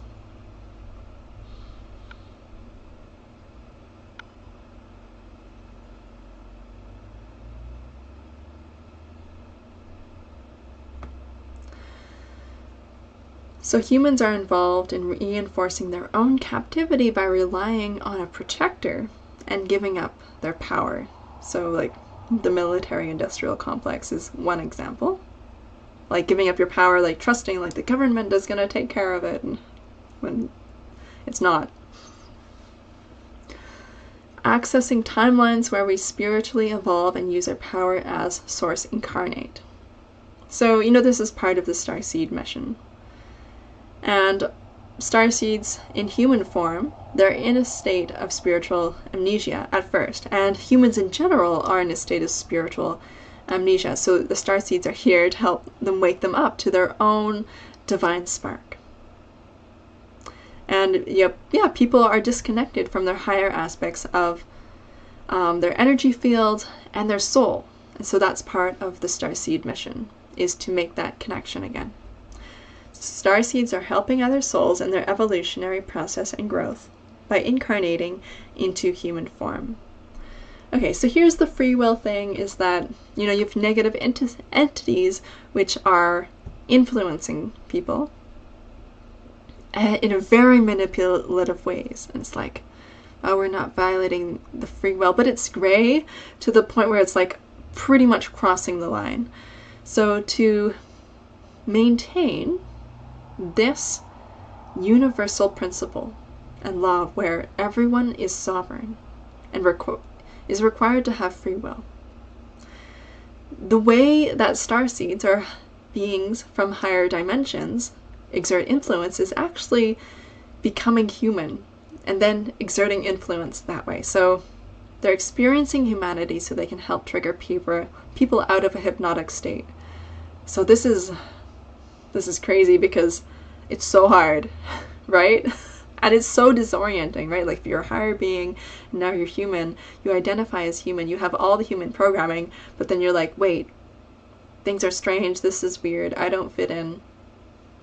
So this is where it's like, you know, the connection with being a starseed and being neurodivergent is very much like this very disorienting experience. Okay, so I also referenced a video on neurodiversity. So the thing about neurodiversity is we're developing this new definition, new awareness. There was this very limited definition and awareness of neurodiversity, which really used to mean basically autism. So now neurodiversity refers to the spectrum of differences in our brains for cognitive functions like attention, memory, language, socializing. So autism, you've got the extremes that can show up. So you can be super rational, super logical. You can have really a high capacity for language and words. So like I always had a very high capacity for these complex words, and like these complicated words would just show up in my mind and I'd say them and I'd get accused of like being pompous, just like a know-it-all, even though I'm just naturally expressing. And of course, it's like the teacher's pet vibe, right? The language, it can go the other direction where there's no language, tending towards the non-verbal side, where the language can be like a very difficult element of expression. So you've got like these extremes that show up. It's not necessarily one way or the other. Neurodiversity is where you have people who are processing information differently than the majority of the population. So you can be on this spectrum but not be disabled. So the definition of neurodiversity is expanding to include people who aren't disabled. So here's the thing, autism rarely exists on its own. And so that's why we have this umbrella term to encapsulate, you know, these different aspects that tend to show up as well. Anxiety, ADHD, dyslexia. Things that are very challenging in and of themselves, when combined with all these other things, can make life quite challenging. And it's to the point where, you know, that maybe the hardest thing is where, like, you're not struggling so much that people notice it and they're like, okay, let's get help. But you're also not able to blend in as to the point where it's like it's easy. It's really hard, but people don't see how hard it is for you. So neurodiversity is describing this natural variation in our brains. We have these human outliers that propels society forward with their immense brilliance in some areas and then sometimes lacking in these other areas. Of course, you know, for lots of people, they feel like they're not particularly brilliant in any area. And so they feel like they don't fit into that description. So they feel like they can't relieve themselves of the burden of feeling like they're failing at life because they don't fit into this description that describes why they're struggling so much in these areas. So it's really all about interpreting the world differently. And the thing about a diagnosis is that it can allow people to realize that they aren't faulty. I don't think a diagnosis is necessary, and I wouldn't go for one, because like it can be very difficult just to get a diagnosis, and it can be like, well, why do you need it? If you can get accommodations for your work or your job or for school, that's great. Like my friend did. They got diagnosed as autistic, and to help them with the accommodations that they needed for their school workload, so they could do school and still be able to maintain their student loans. So that was very important for them. But for me, I'm not interested in getting any diagnosis because I'm not interested in getting any kind of formal accommodations. But I find, this discussion is helpful because I can accommodate myself. And I'm also starting to accommodate other people in my life who are showing these characteristics. And I recognize, I'm not going to blame them for those struggles that they're having. I'm going to recognize those struggles and help them in the way that I can with them. So the thing about neurodiversity is that we're still learning how to identify it. And this is part of the conversation that has come up. There's a lot of people who are neurodivergent, but they don't have those typical markers that are really obvious. And it's estimated that about 30 to 40% of the population is neurodivergent. Okay, so the book is Extreme Ownership. Okay, thank you. I have a lucid dream course that I've been working on for 4 years. Haven't released it yet. That's exciting. But it's a slow growth opportunity creating courses for sure. Cool. That sounds really cool. I did manage to lucid dream when I was much younger. So that sounds really interesting.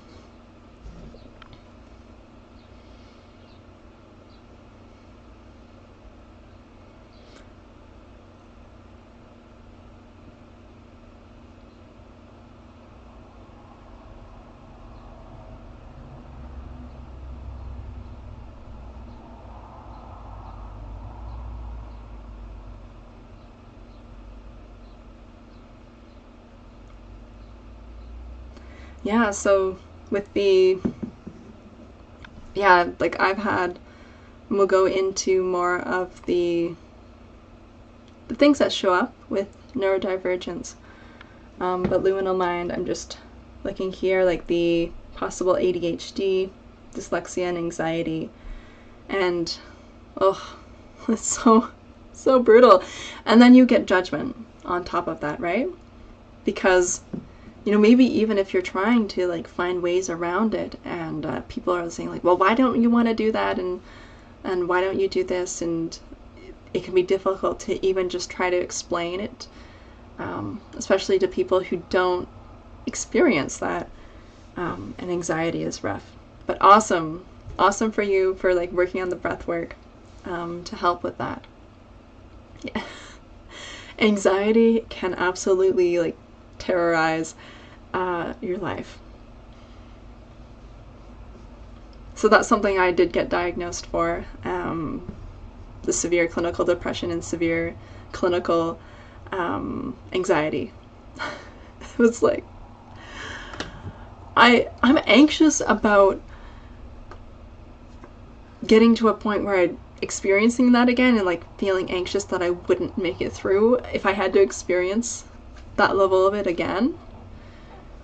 And I'm trying to be okay with no, I think you've worked enough on your life to be quite far from that. But it did feel like there was this sudden slide into it, and I didn't have awareness of it at the time. And of course you grow coping mechanisms and skills around that. But there's some things that I'm you know what, I wouldn't want to do certain things because I'm scared that would kind of be triggering for me, that could lead me to that state again. So I've been very motivated to work on diet and exercise to help with that.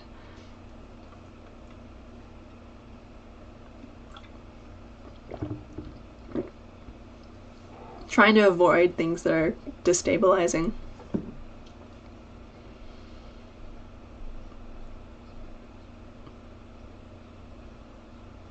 Oh, yeah, anxiety will absolutely terrorize your life. Oh my gosh. Oh. It's not something that's easy to deal with. Like, it'll show up again and again and again, and like, it's almost like developing this level of robustness where you work and work and work on it, to be able to develop kind of this wall or this lack of sensitivity where it's like it just brings it on. So like that practice of breath work that's going to create like that little bit of like that wall of safety, but it takes time.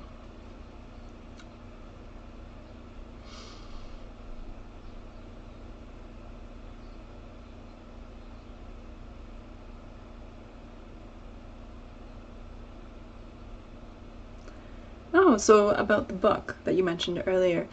The book challenged me to identify every lie I may commit throughout the day. Ooh, so that's paying a lot of close attention to your thoughts. Lies such as asking, "How are you today?" Ooh, you're talking about the "how are you?" and then brushing them off. That was a lie to act as if you care. Yeah. So, like that subtle awareness. Like it's good to be aware of it and realize like we all make these little lies and these concessions and we accept them. And it's a big difference between being conscious and unconscious. As you recognize those lies, you can kind of realize that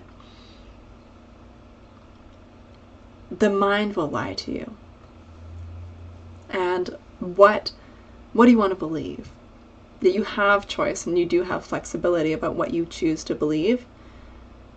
And that's part of what I've been working on too, is that anxiety coming up about things like being focused or fixated on certain ideas or projecting out an outcome. And it's like, I can see all the patterns that are showing up here and I can see like this outcome coming and I'm anxious about it, but it can be projecting like these past things that are have gone on in the past. And I can decide, you know what, this is how I want to see it. I want to see it differently. I want to make different assumptions. As long as it's safe for you to do that. Like, if you see a threat coming, you're like, oh, I better deal with that. I have difficulty answering the question without being brutally honest, yeah. So that's the question of how are you today? Most don't know what to do with me when my honesty is on tap, yeah. Oh man, like, usually I'm not super honest at work, but I've noticed occasionally, like, it's been slipping, like, and I'll say something that's inappropriate. Like, after I say it, I'm like, oh, shit. Well, I know from, like, the silence in the room that, like, something was not quite right there.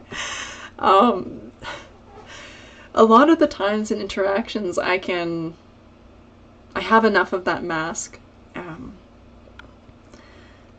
that I can fit in.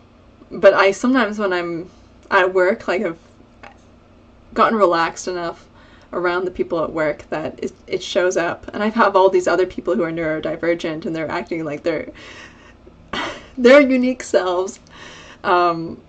So then I find that I tend to say something that's like really immature or really socially inappropriate.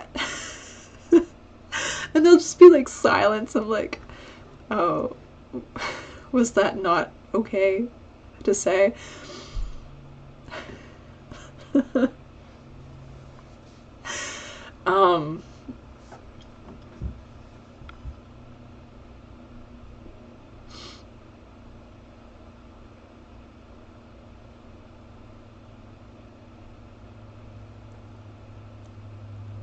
I went through the lie recognition phase about 8 to 10 years ago. You're right. It's brutal. Yeah, looking back in my imagination right now, I've made monumental progress. Congratulations. Oh, if your conscious mind knows you're lying to someone else, it will lie to you. Yeah. Yeah. Tracking integrity. Mind tracking integrity. Yeah. Okay, so back to neurodiversity. this is the natural variation in our brains, and I've already gone over this slide. Okay, so last two slides. We're almost there, we're almost done, but this is like a really important point. So there's this trouble fitting into society. So people who are neurodivergent have considerably higher rates of depression, unemployment, and suicide. We're going to add in anxiety into that mix. So among those with a diagnosis, 55 to 85% are unemployed or underemployed. 400% have a higher chance of depression, and 300% have a higher chance of suicide. Yeah, like, I see why. That's a lot. One main issue is that society has a narrow view of autism, so they think Rain Man or Forrest Gump. Although when Forrest Gump, when that movie came out, I was young enough that I didn't really understand what was going on in that movie. So I personally don't have strong associations with Rain Man or Forrest Gump, but there is that stigma and that limited viewer perception that I was strongly identified with. Identification is difficult. Like, just learning about it for me has been difficult because I listen to different creators and I'm like, oh, that's not me at all. But I found videos since then where I'm like, oh, wow, okay, I see that point in there. And I haven't like gone over the list or been specific in this live. Hopefully I'll be better about doing that. Next week I want to, talk about like the specific things that I resonate with, and there's other things that I definitely don't resonate with at all. There are limited services, especially for adults, for people with neurodiversity. And we are having an expanded understanding of neurodiversity, and most people aren't on board with it yet, but this helps to understand ourselves and others.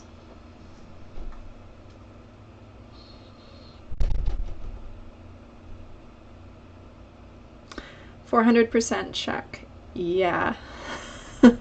So that's the referencing to the previous slide. So, yeah. Rough. Okay. So a point here. If someone recognizes themselves as a starseed, and they also fit into the umbrella of being neurodivergent, they are likely to fall into this category of being prone to depression, struggling with employment. So I've seen, okay, so another word for starseed is light worker. So, and I've seen a video where someone says like light workers are not meant to work. And when I saw that, I started thinking that, you know what? This reflects this struggle that people with neurodivergence are having with employment. And I've been struggling as well. So my brain can be very, very focused and can get a lot done. But it can't work 8 hours a day. It's good with my job that I don't have to do that. And I find a lot of my coworkers, we've got these, we do Wordles, and we do Bandle. So there's these different games that we collectively do in the office that gives ourselves a break. And there's a lot of flexibility. So I don't, my boss gives me a free rein. There's just like, you let me know when you need something, and that's it. So I've been working on a project for a long, long time, like several months. And it's this project that has this deliverable, and we're continuing to deliver this data and these services to the customer. And they've got me on this project because it's high paying. We're getting a lot of profit from these customers, but I've been working on making this process automated. So, and this has been a struggle. So I've been running the process, but also trying to automate it at the same time. So this is why it's taking so long. But so I have days where I'm productive, but then I felt a lot of self-judgment because I have a lot of time that is not productive, and I cannot be productive for 40 hours a week.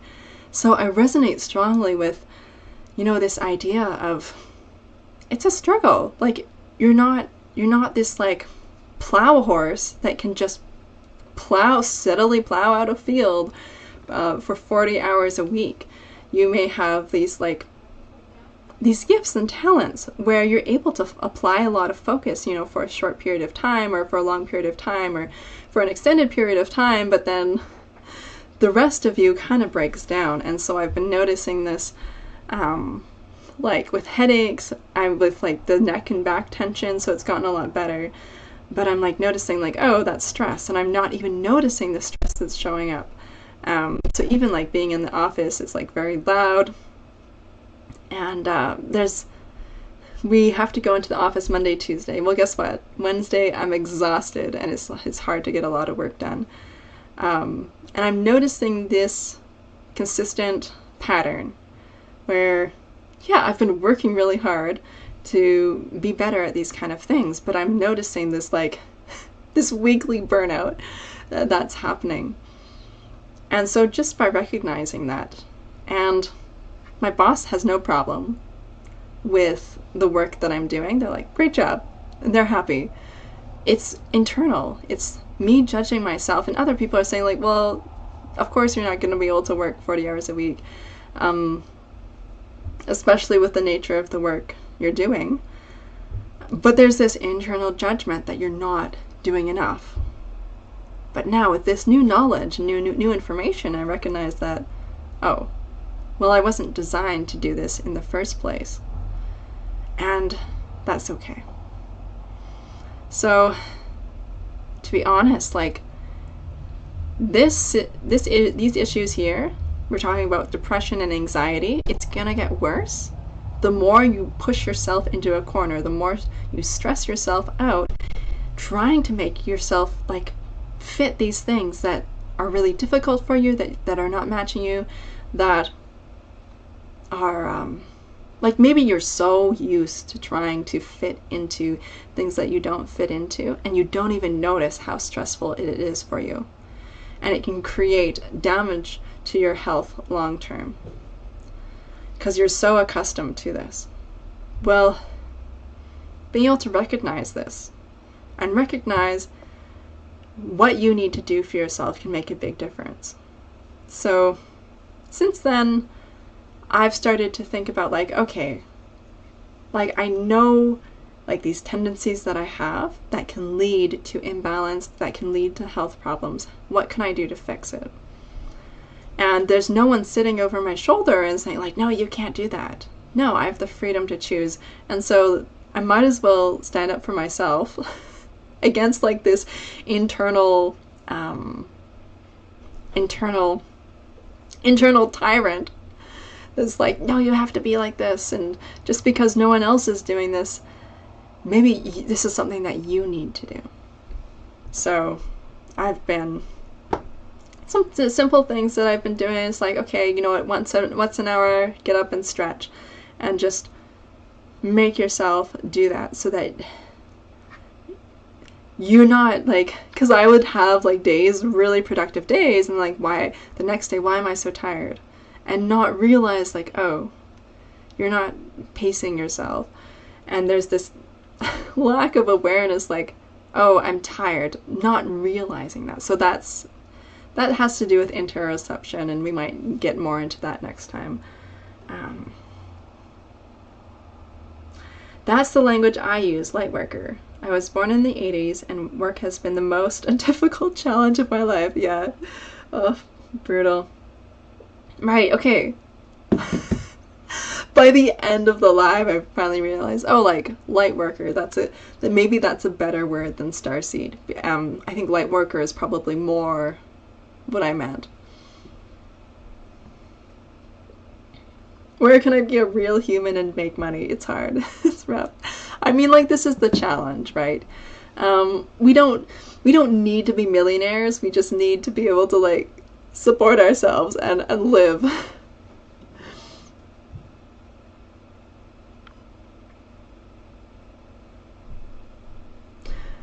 Yeah.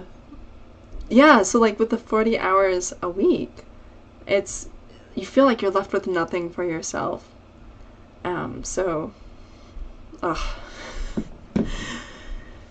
That's where like recognizing like what can I do for myself? How can I help myself in that? And doing small things that where you can figure out ways to make things easier for you and for things to get better, right?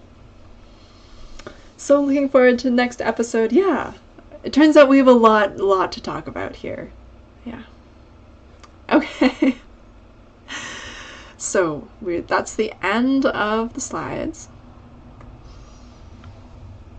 And I think I got through most of what I wanted to talk about today. If not, we will talk about it next week. Yeah, thank you for joining. Thank you for commenting, and thank you for everyone who is watching this later. And have an amazing week, and we will see you next week. Bye.